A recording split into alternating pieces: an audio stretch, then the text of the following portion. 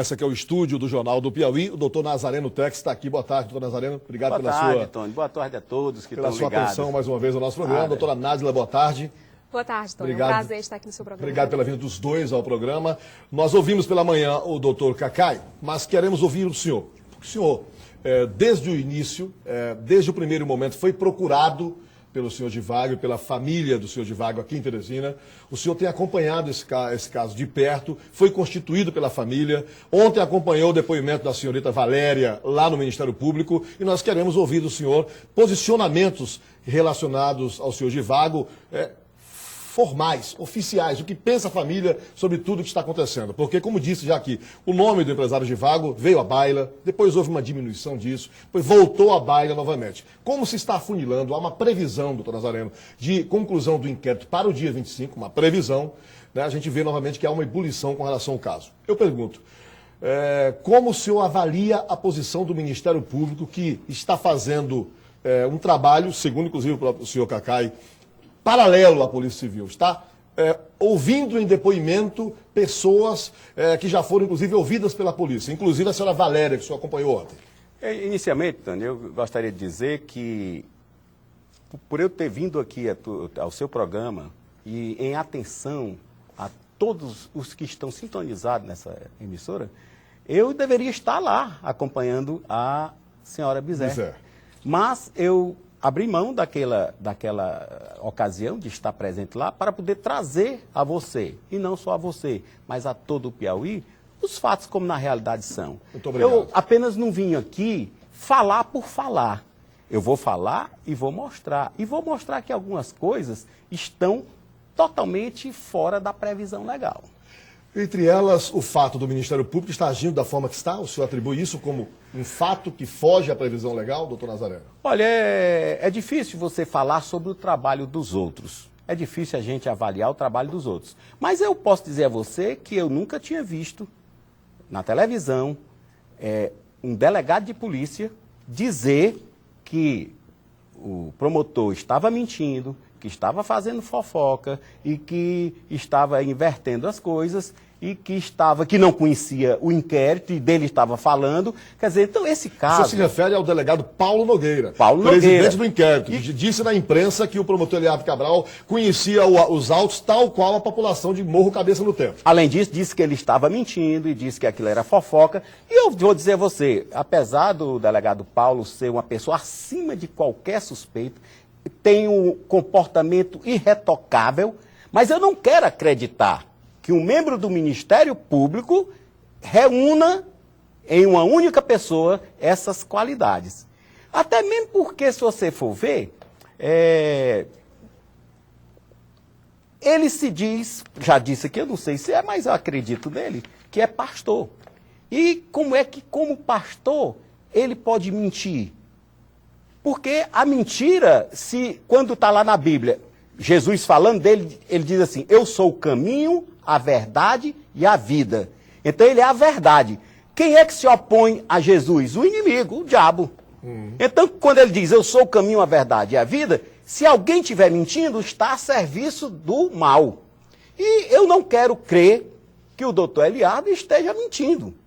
E eu vou doutor Nazareno, a convicção do doutor Eliardo Cabral é algo assim incomum. Por isso, Tony, é que eu vou fazer, eu vou ver aqui tudo que ele disse, e eu fiz um relato aqui, e gostaria, vamos refletir. O senhor há de convir que o doutor Eliardo, nesse momento, desfruta de uma credibilidade assim, fora do normal, eu já vi coisas, perante os piauienses. Eu já vi coisas desse tipo.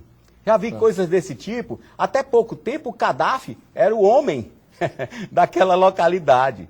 E o Gaddafi acabou sendo tirado do poder e mataram o Gaddafi. Isto é, quer dizer, ninguém se perpetua no poder e ninguém é acreditado todo o tempo. Porque as coisas têm uma vida útil, depois desaparece. Então vamos ver. O que foi que as afirmações que o meu amigo e excelentíssimo promotor de justiça disse?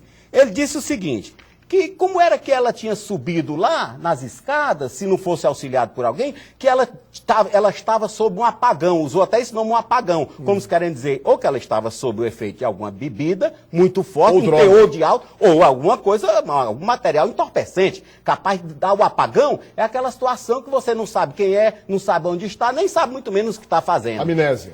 O que foi que aconteceu? Essa história do apagão foi de terra abaixo. Foi por terra, não foi? Por quê? Porque depois verificaram que não tinha nenhuma quantidade de tóxico no sangue dela, verificaram que o teor de álcool era o teor de álcool daquele pessoa que está passando mesmo à noite, era um teor de álcool muito pequeno que não dava para esse tipo de apagão. Então, Doutor a Nazareno, perícia confirmou. Agora eu lhe pergunto, por que então, na sua opinião... Deixa eu só acabar de Pois avaliar não. aqui Pois não. os dizeres dele. Primeiro ele falou nesse apagão, que seria em consequência de uma alta dosagem no sangue de Fernanda. álcool, ou então, da Fernanda, ou então entorpecente. Foi comprovado por exame laboratorial essa substância, este era o álcool, mas em pequena quantidade. É aquele quem toma uma latinha de cerveja ou duas. Depois falou no tráfico de mulheres, que a Fernanda estaria envolvida no tráfico de mulheres. Caiu também por terra, que isso aqui eu achei gravíssimo e foi uma ofensa, não só a Fernanda Lais, como ofensa aos familiares e a todas as jovens e todas as mulheres piauienses. Depois passou para o negócio dos bacanais, que também achei outra falta de bom senso. Bacanais. Bacanais e bacanais. Disse e depois negou que a história de bacanais tinha relação com a morte de Fernanda. E, no final das contas, ele disse que, se não tem relação, ele disse ao final, que começou a apontar, a dirigir, a insinuar que Givago era a pessoa. Porque ele falava em figurão. E eu achei que até agora, eu não sei quem é o figurão. Por exemplo, Tony, eu tenho você como um figurão. Não, o figurão da comunicação, você é um figurão. Será que estão se referindo a você? O figurão da política. Nós temos vários figurões, assim que eu entendo. A palavra figurão quer dizer muito uma pessoa. subjetiva. Quer dizer uma figura exponencial, alguém de destaque, coisa nesse sentido.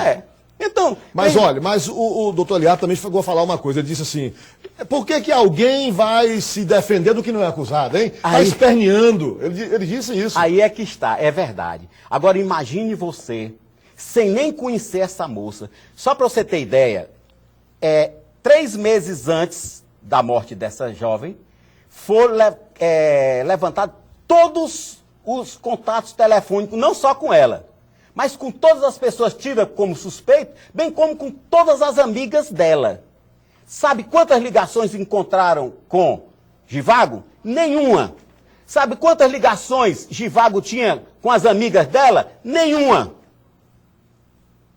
Então, é uma coisa absurda. Quando se fala, e o advogado, o senhor Cacai, falou, nenhum fiapo de ligação... Se você tivesse passado toda, o próprio advogado se referiu a essas palavras como sendo as minhas palavras. Inclusive, isso aqui quem disse foi o doutor Nazareno. Pronto. Que não há um fiapo... Porque eu não vou dizer nem linha, porque linha ainda dá para segurar alguma coisa. O fiapo é aquela linhazinha apodrecida que tem na camisa da gente. Agora, doutor Nazareno... Não existe. Por quê?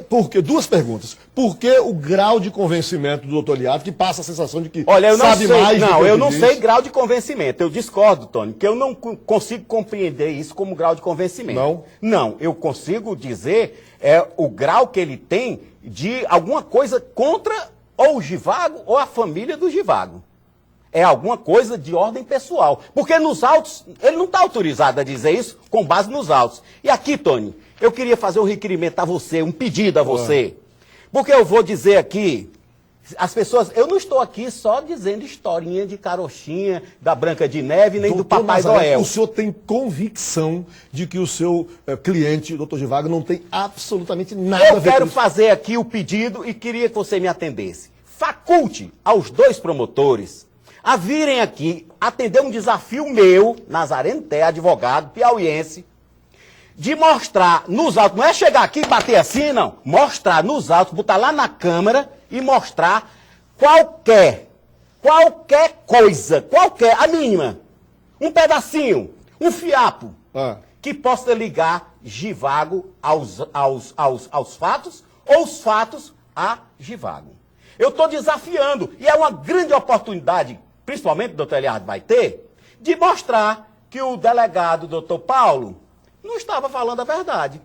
Porque até então o doutor Paulo tem uma conduta excepcional, é um homem pacato, é um homem sério e é acreditado.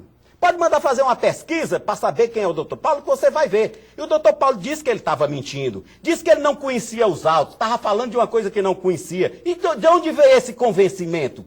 Não há um convencimento, há uma predisposição, há uma marca, mas, olha, há um carimbo, mas porque alguém, toda vida ele bota o carimbo. Mas alguém que tem uma história no Ministério Público, que tem aí uma trajetória até aqui tida como irretocável, de repente sair falando essas coisas sem ter uma prova, doutor Nazaré? Pois faça o seguinte, aceite, me atenda e convide os dois. Convide no ar. Tá aqui todos fazem. Vou fazer o convite, está feito o convite e vou repetir o convite. Se existir nos autos qualquer coisa, a mínima coisa possível. Mas o certo é que quando a gente fala pro doutor Eliardo assim, eu já fiz essa pergunta aqui, porque não dá tempo de pegar isso lá no arquivo agora. Aí quando eu vou em cima, ele diz, mas eu não estou me referindo a ele, não estou citando nomes.